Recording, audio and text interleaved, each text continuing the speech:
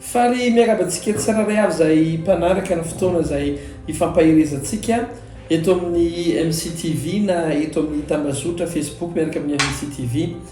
Mbola ny mpanomponao ihany pastor Joseph Mandraty tafaraka amintsika tsiraray avy iresaka finoantsika androany.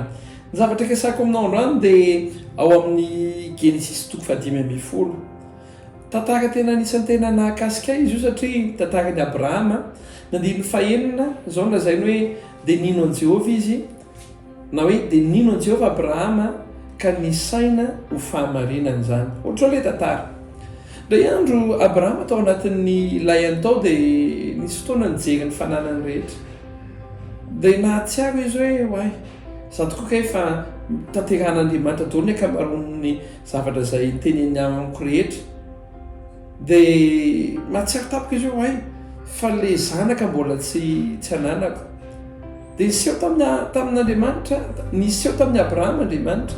Dia niresaka mivantana tamin'ny Abrahama Andriamanitra hoe Jehovah Andriamanitra manjany Abrahama hoe aza matahotra ry Abrahama, aza matahotra fa zaho izy no valim-pitianao sy ampinga lehibe anao.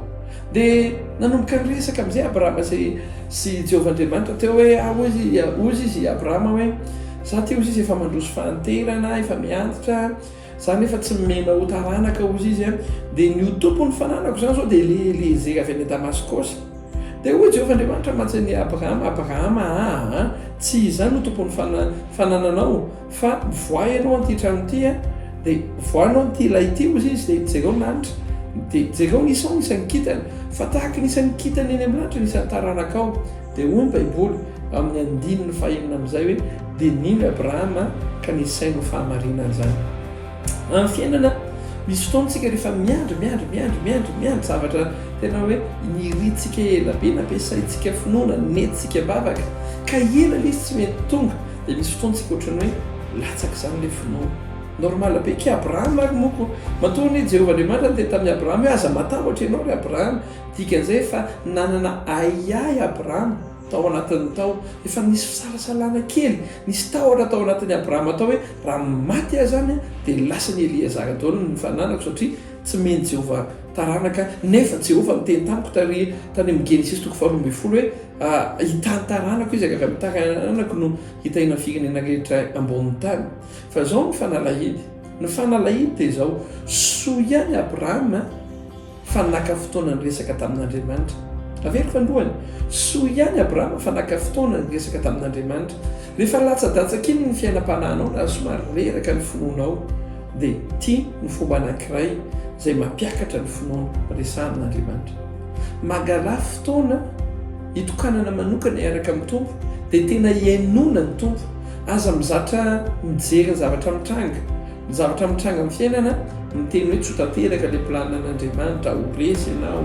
Zavatra mitranga amin'ny fiainana miteny hoe fa tara loatra tsy vita tsony io fa tia tadidio Andriamanitra dia Andriamanitra fomba fiteniko dia hoe spécialité ny mpamaha problème ary Andriamanitra tsy misy tara zany amin'Andriamanitra fa izao misy fotoantsika latsaka amin'ny finoana ny ahafahan'ny finoana miakatra dia rehefa tsika maka fotoana hiainona an'Andriamanitra. Rehefa niaino an'Andriamanitra Abrahama mazava ho azy endrika vavaka eo endrika hoe niditra tao anaty vavaka Abrahama dia naka fotoana niresahana tamin'Andriamanitra dia ninona an'Andriamanitra. Rehefa niaino an'Andriamanitra Abrahama dia lasa nitombo indray le finoana tao anatiny. Ny taonany Abrahama tsy niova tsy hoe lasa netanora izy na ny vadiny netanora fa izao ny zavatra niova velona indray le finoany Abrahama. Dia nino Abrahama nino Jehovah Abrahama ka nisaina ho fahamarinana zany.